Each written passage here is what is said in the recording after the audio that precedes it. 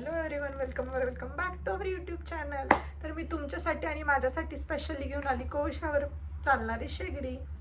मस्त पापड वगैरे भाजण्यासाठी किंवा असं काही छोटूसं मोठूसं बनवण्यासाठी छान वाटते ना शेगडी. आणि पर्सनली मला शेगडी खूप जास्त, चूल शेगडी खूप जास्त आवडते. ते यूज करायला आता पॉसिबल होत नाही आपल्याला, सो त्याच्यासाठी आताचा एक छोटासा ट्रायल केला आहे मी आणि खूप छान बनली आहे. छान चालते.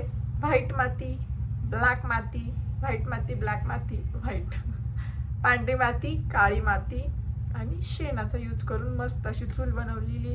जी मी काय प्रोसेस दिली ती सगळी फॉलो करून नक्की तुम्हीही ट्राय करा आणि कशी बनेल तुमची ते मला नक्की कमेंटमध्ये सांगा. तुम्ही ट्राय करत असेल तेही कमेंटमध्ये कळवा.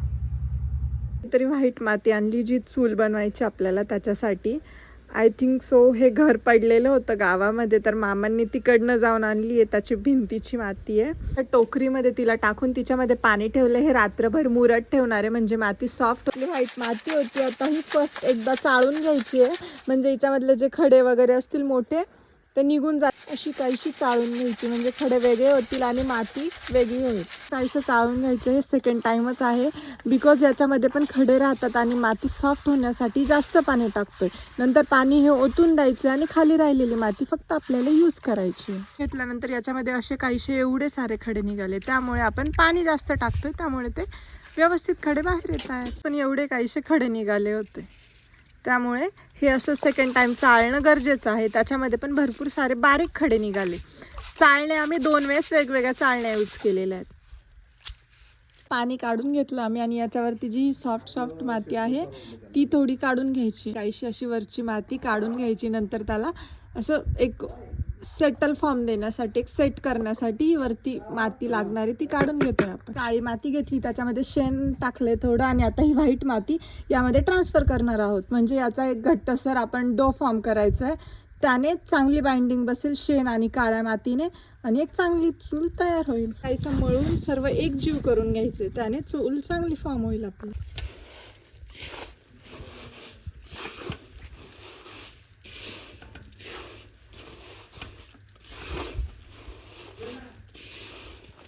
असा काहीसा डो फॉर्म करून घेतला आहे आपण, घट्टसर मळून घेतली. आता हिच्यावरती पाणी टाकून, ओला कपडा टाकून ही 1 दिवस पूर्ण अशीच ठेवायची आहे म्हणजे ती मुरेल माती आणि त्याची शेगडी जास्त दिवस टिकेल. या कारणामुळे अशीच ठेवून द्यायची. आपण बनवतो याला पकडून शेगडी आपण बनवणार आहे. आपलं मेन जी वस्तू आहे ती ही असणार आहे. सो आम्ही याच्या साईडला माती टाकून आणि याची एक साईज फॉर्म करून घेतली. आता याच्यावरती आपण मातीने साईडनी पूर्ण माती लावून घेणार आहोत. जी आपण बनवलेली माती आहे ती अशी काहीशी माती लावायची आहे आणि ते एकसारखं करून घ्यायचं आहे. चारी साईडने अशीच लावून मग त्याच्यावरती आपल्याला हे ठेवायचं आहे.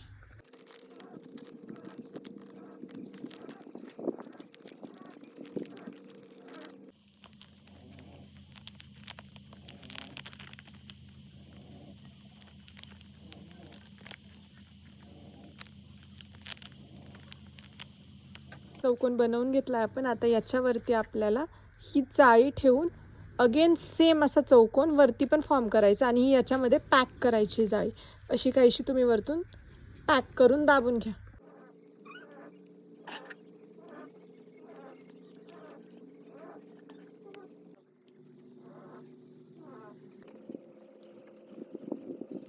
अशी चूल बनवून आपण तिला जी माती काढून ठेवली होती आपण, पाणीवाली जी एकदम सॉफ्ट चिकन माती, तिने त्याला वरतून लेप पण देऊन घेतला आणि चारही साईडने जे काही केलेलं होतं ते पूर्ण एकजीव करून घेतलं म्हणजे जेणेकरून तुटायला नको किंवा क्रॅक जायला नको चुलीला. माती होती ना त्यानेच हिला लेप दिला आहे. असा काहीसा लेप देऊन घ्यायचा आहे आणि पूर्ण एकजीव करायची चूल म्हणजे असं सेपरेट पार्ट दिसायला नको म्हणजे नंतर तुटणार नाही किंवा तिला क्रॅक जायला नको. बघू शकता खूप सुंदर अशी बनली आहे आणि सर्व क्रेडिट माझ्या मामींना जातं, त्यांनी बनवून दिली मला. काहीशी चूल बनवून रेडी आहे. आता हिला सावलीमध्येच सुकवायचं, उन्हात सुकवायचं नाही. उन्हात सुकवल्यावर हिला क्रॅक जाते. सो सावलीमध्ये मस्त सुकवायची. बघू शकता आपली चूल एवढी सुंदर अशी रेडी झालेली आहे. मस्त हिला मी नंतर फॉईल पेपरने घासलं आहे. सो एकदम भारी फिनिशिंग लुक येतो हिचा. आणि तुम्हाला वाटलं मधून अधून क्रॅक जाते तर तुम्ही परत एकदा लिपून घेऊ शकता हिला मातीने. पांढऱ्या मातीने लिपून घेतलं तरी चूल एकदम परफेक्टली होऊन जाईल. आणि लुक बघू शकता किती सुंदर आला आहे. असं वाटतं की बाजारातून आणलेली ही चूल. आणि मी याच्या अगोदर पण एकदा याच्यावरती पापड्या कुरडया भाजून बघितलेल्या, त्यामुळे अशी काळी झाली मध्ये, तुम्ही बघू शकता. पण खूप सुंदर बनते, तुम्ही नक्की ट्राय करा. आणि कशी वाटली मला नक्की कमेंटमध्ये सांगा. नॉर्मल गॅसवर ठेवून शेगडी पेटवून, म्हणजे जे काही कोळसे आहेत ते टाकलेले ते पेटवून घ्यायचे आणि नंतर तुम्ही साईडला काढून घेणार. छानसं पेटलेलं आहे. आता मी त्याच्यावरती पापड भाजणार आहे. पापड हे माझे खूप फेवरेट आहे, सो मी पापड भाजते त्याच्यावरती.